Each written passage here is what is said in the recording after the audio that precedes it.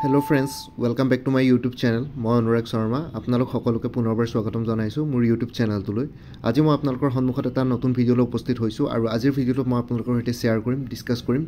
যে হয় ঠিকই শুনিছে আপোনালোকে থাম্বনেলটো যি দেখিছে এমপ্লয়মেন্ট এক্সচেঞ্জ ৰেজিষ্ট্ৰেচন নতুনকৈ কৰিব লাগিব। ঠিক আছে, তো ইয়াতে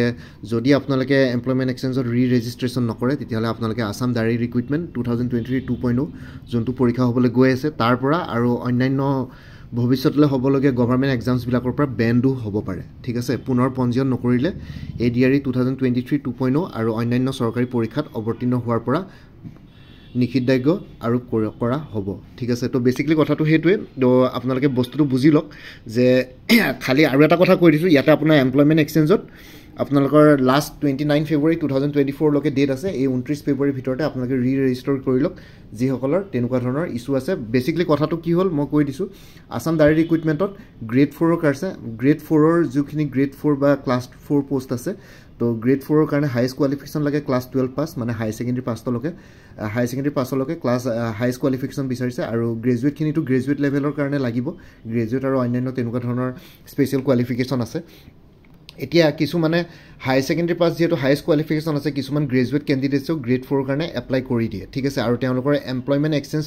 ৰেজিষ্ট্ৰেচনত যদি কেনেবাকে গ্ৰেজুৱেটলৈকে ৰেজিষ্টাৰ হৈ আছে, গ্ৰেজুৱেট হিচাপে ৰেজিষ্টাৰ হৈছে তেতিয়াহলে তেওঁলোকে অনলাইন এপ্লিকেশন কৰোতেটো যেনে তেনে সাবমিট হৈ যাব ফৰ্মখন, কিন্তু যেতিয়া আপোনালোকে চাকৰিটো পাব গ্ৰেড 4 তাৰ পিছত যেতিয়া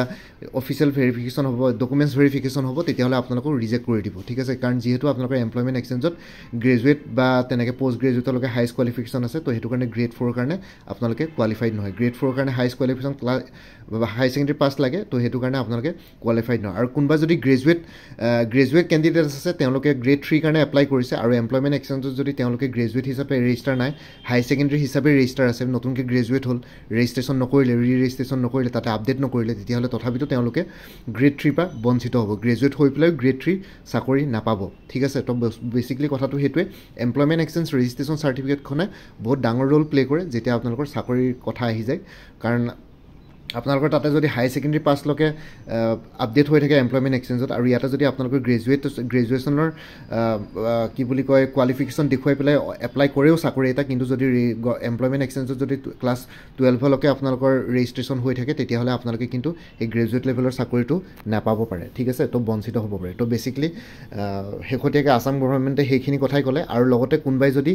এমপ্লয়মেন্ট এক্সচেঞ্জত অলৰেডি ৰেজিষ্ট্ৰেচন কৰি থৈছে আৰু তেওঁলোকৰ যদি এতিয়া এই সময়ছোৱাত এতিয়া যোনখিনি সময় পাৰ হৈ গ'ল তাৰ মাজতে যদি তেওঁলোকে কিবা নতুন এক্সপিৰিয়েন্স লৈছে, নতুন কিবা কোৰ্স কৰিছে, নতুন কিবা ট্ৰেইনিং কৰি পেলাই চাৰ্টিফিকেশন কোৰ্স কৰিছে তেতিয়াহলে তেওঁলোকে সেইখিনি বস্তু আপডেট কৰিব পাৰে এমপ্লয়মেন্ট এক্সচেঞ্জত। আপডেট কৰিলে মানে হেতু অনুসৰি তেওঁলোকে আৰু ভৱিষ্যতলৈ ভাল চাকৰি পোৱাৰ পৰা ভাল চাকৰি পাব। আৰু লগতে যিসকলে অলৰেডি চাকৰি কৰি আছে গভৰ্ণমেণ্টৰ আণ্ডাৰত আৰু লগতে তেওঁলোকে এবাৰ আকৌ পৰীক্ষা দিবলৈ ওলাইছে কিবা এতিয়া ধৰক গ্ৰেড 4 কোনোবাই চাকৰি কৰি আছে, গ্ৰেজুৱেট হ'ল, গ্ৰেজুৱেট হৈ পেলাই এমপ্লয়মেন্ট এক্সচেঞ্জত গ্ৰেজুৱেট হিচাপে এপ্লাই কৰিলেও, গ্ৰেজুৱেট হিচাপে ৰেজিষ্টাৰ কৰিলেও আৰু এতিয়া আকৌ গ্ৰেড 3 কাৰণে পৰীক্ষা দিবলৈ লৈছে গ্ৰেড 4 খিনি, কিন্তু এমপ্লয়মেন্ট এক্সচেঞ্জত আপোনালোকে অলৰেডি এমপ্লয়েড বুলি তাতে দেখুৱাব লাগিব। এতিয়া গ্ৰেড 4ত অলৰেডি এমপ্লয়েড বুলি দেখুৱাব লাগিব, তাৰপিছত আপোনালোকে আকৌ হায়াৰ ৰেংকৰ কাৰণে পৰীক্ষা দিব পাৰিব। ঠিক আছে, গ্ৰেড 3 লৈকে পৰীক্ষা দিব পাৰে। আৰু যিসকল গ্ৰেড 3 হিচাপে অলৰেডি গভৰ্ণমেণ্ট চাকৰিত কৰ্মৰত হৈ আছে তো তেওঁলোকেও আকৌ যেতিয়া বেলেগ এটা নতুন পৰীক্ষা দিব, ধৰক APSC ক্লাছ 1 ক্লাছ 2 গেজেটেড পোষ্টৰ কাৰণে এপ্লাই কৰিব, তেতিয়াও আপোনালোকে এমপ্লয়মেন্ট এক্সচেঞ্জত ৰেজিষ্টাৰ কৰি সেইখিনি আপডেট কৰিব লাগিব যে আপোনালোকে অলৰেডি গভৰ্ণমেণ্টৰ আণ্ডাৰত অমুকটো চাকৰি কৰি আছে। তো সেই প্ৰফেশ্যনেল এক্সপিৰিয়েন্সখিনি বা যোনখিনি দৰকাৰ পৰে তো সেইখিনি আপোনালোকে দেখাব লাগিব, প্ৰেজেণ্ট এমপ্লয়মেন্টখিনি তাতে শ্ব' কৰিব লাগিব এমপ্লয়মেন্ট এক্সচেঞ্জত। তো কোনোবাই অলৰেডি যোৱা বছৰ যিসকলে গ্ৰেড 3 বা গ্ৰেড 4 পাইছিলে তেওঁলোকে যদি এবাৰ আকৌ নতুনকৈ কিবা পৰীক্ষা দিবলৈ ওলাইছে তেতিয়াহ'লে আপোনালোকে এমপ্লয়মেন্ট এক্সচেঞ্জত ৰেজিষ্টাৰ কৰি পেলাই সেইখিনি জনাব লাগিব যে অলৰেডি চাকৰি এটা কৰি আছে, এতিয়া আকৌ বেলেগ আৰু ইয়াতকৈ বেছি বেটাৰ অপৰচুনিটিছৰ কাৰণে এপ্লাই কৰিছে। তো আপোনালোকে আপডেট কৰিব লাগিব মুঠতে এমপ্লয়মেন্ট এক্সচেঞ্জত। আৰু সেইটোৰ ডেট সময়সীমাটো দিছে 29 ফেব্ৰুৱাৰীলৈকে 2023-24 বৰ্ষ। তো 29 ফেব্ৰুৱাৰী আগতে আপোনালোকে এমপ্লয়মেন্ট এক্সচেঞ্জত ৰেজিষ্টাৰ কৰক, নহ'লে কিন্তু প্ৰব্লেম হ'ব। তো ইয়াতে লিখিছে government Assam director of employment and craftsmen training registering employment exchange for better job opportunities. ঠিক আছে, তো প্ৰথমতে আপোনালোকে এমপ্লয়মেন্ট এক্সচেঞ্জত অনলাইন এপ্লাই কৰিব পাৰিব, ডিটেইল এডুকেশ্যন কোৱালিফিকেশ্যন ভৰাব, এক্সট্ৰা কোৱালিফিকেশ্যন ভৰাব, কিবা যদি এক্সট্ৰা কোৱালিফিকেশ্যন আছে like computer certification course, stenographic course. ঠিক আছে, তো তেনেকুৱা ধৰণৰ। তাৰপিছত কাৰেণ্ট এমপ্লয়মেন্ট ষ্টেটাছ, তো আপোনালোকে কি চাকৰি কৰি আছে কাৰেণ্ট এমপ্লয়মেন্ট ষ্টেটাছটো ভৰাব আৰু ৱৰ্ক এক্সপিৰিয়েন্সটো ভৰাব, ডিটেইল ৱৰ্ক এক্সপিৰিয়েন্স কিমান কি ক'ত কিমান ধৰণৰ ৱৰ্ক এক্সপিৰিয়েন্স আছে, কেইবছৰ আছে, কেইমাহৰ আছে সেইখিনি ভৰাব। সেৱা সেতু পৰ্টেলৰ আণ্ডাৰত এইখিনি গোটেইখিনি কৰিব পাৰিব। সেৱা সেতু পৰ্টেলটোত যাব কোনোবাই যদি অলৰেডি লগ ইন কৰি থোৱা আছে পাছৱৰ্ড আৰু ID মাৰিব আৰু যদি কোনোবাই যদি লগ ইন কৰা নাই ৰেজিষ্টাৰ কৰি লওক তাৰপিছত আৰু গোটেইখিনি বস্তু চেঞ্জেছ কৰি পেলাই আপডেট কৰি দিয়ক আৰু ইয়াতে এতিয়া দেখিছে কোৱেৰিৰ আৰু ছাপৰ্টৰ কাৰণে কেণ্ডিডেটসকলে এইকেইটা ইমেইল ID এটা দিয়া আছে ইমেইল ID দুটা দিয়া আছে লগতে কল চেণ্টাৰত ফোন নম্বৰ দিয়া আছে ৰাতিপুৱা 8টা বজাৰ পৰা ৰাতি 8টা বজালৈকে এইটো কল নম্বৰ খোলা থাকে হোৱাটছএপ মোবাইল নম্বৰো দিয়া আছে ৰাতিপুৱা 9:30 পৰা আবেলি 5টা বজালৈকে খোলা থাকে তো আপোনালোকে এইখিনি বস্তু যোগাযোগ কৰি পেলাই কোনোবাই যদি প্ৰব্লেম পাইছে 29 ফেব্ৰুৱাৰী আগতে এইখিনি যোগাযোগ কৰি পেলাই গোটেইখিনি বস্তু আপডেট কৰি লওক তো এইখিনি কৰি দিলোঁ আপোনালোকে ভালকৈ বুজি পালে কথাখিনি তো এইখিনি বস্তু আপোনালোকে চাব তো ভালকৈ ৰেজিষ্টাৰ কৰি লওক তো কণ্ডিশ্যনছকেইটা সেইকেইটাই আৰু বাকী একো ক'বলৈ নাই কোনোবাই যদি কৰিবলগীয়া আছে তো সোনকালে কৰি লওক নহ'লে কিন্তু পিছত প্ৰব্লেম হ'ব পাৰে বাকী ইমানে আছিলে মই এইখিনি জনাবৰ কাৰণে ভিডিঅ'টো বনালোঁ যিসকলে পৰীক্ষা দিম বুলি ভাবিছে গভৰ্ণমেণ্টৰ আণ্ডাৰত তো এইখিনি বস্তু আপোনালোকে ধ্যান ৰাখি পেলাই গোটেইখিনি বস্তু কমপ্লিট কৰি দিওঁ বাকী ইমানে আছিলে বাকী আছাম ডাইৰেক্ট ৰিক্ৰুইটমেণ্ট 2023 বা 2.0 কাৰণে এটা ফুল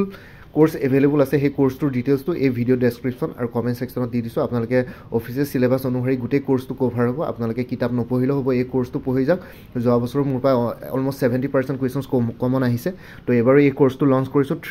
499ত আপোনালোকে 13,000কৈ বেছি ছল্ভ মাল্টিপল চইচ কুৱেশ্যনছ পাই যাব ইনক্লুডিং মেথছ ৰিজনিং এপ্টিটিউড গোটেইখিনি থাকিব ইংলিছ কম্প্ৰিহেনশ্যনো থাকিব তো সেই কোৰ্সটোৰ ডিটেইলছটো এই ভিডিঅ' ডেছক্ৰিপশ্যন আৰু কমেণ্ট ছেকশ্যনত দি দিছোঁ সেই তাতে গৈ পেলাই আপোনালোকে চেক কৰি পেলাই তাতে হোৱাটছএপ নাম্বাৰ এটা দি আছে হোৱাটছএপ নাম্বাৰটো আপোনালোকে মোক মেছেজ কৰি কওক যে ADR কোৰ্সটোত ইণ্টাৰেষ্টেড বুলি মই পে'মেণ্টৰ লিংক দি দিম আৰু হোৱাটছএপতে আপোনালোকে গোটেই কোৰ্সটো PDF ফৰ্মেটত গোটেই কোৰ্সটো আপোনালোকে লগে লগে পাই যাব পে'মেণ্ট কৰাৰ পিছতে আৰু বাকী যোনটো হোৱাটছএপ নাম্বাৰ দিছোঁ সেই হোৱাটছএপ নাম্বাৰটোত আপোনালোকে কল নকৰিব অনুগ্ৰহ কৰি মই অফিচত থাকোঁ কল পিক কৰিবলৈ দিগদাৰ হয় কাৰোবাৰ যদি কিবা কুৱেৰি থাকে বা কোৰ্সটো ল'ব বিচাৰে তেতিয়াহ'লে মোক হোৱাটছএপতে মেছেজ কৰি জনাওক বাকী ইমানে আছিলে এইখিনি জনাবৰ কাৰণে ভিডিঅ'টো বনালোঁ বাকী আছাম ডাইৰেক্ট ৰিক্ৰুইটমেণ্ট 2023 বুলি এটা ছেপাৰেট প্লেলিষ্ট ক্ৰিয়েট কৰি থোৱা আছে সেই প্লেলিষ্টটোৰ লিংকটো এই ভিডিঅ'টোৰ ডেছক্ৰিপশ্যনতে দিছোঁ আপোনালোকে সেইটো প্লেলিষ্টত গৈ পেলাই এই পৰীক্ষাৰ লগত জড়িত সকলো ধৰণৰ ভিডিঅ'ছ পাই যাব লগতে মোৰ আৰু এটা চেনেল আছে অনুৰাগ শৰ্মা অসম আইকিউ বুলি সেই চেনেলটোৰ লিংকটো এই ভিডিঅ'টোৰ ডেছক্ৰিপশ্যনতে দিছোঁ এই চেনেলটোত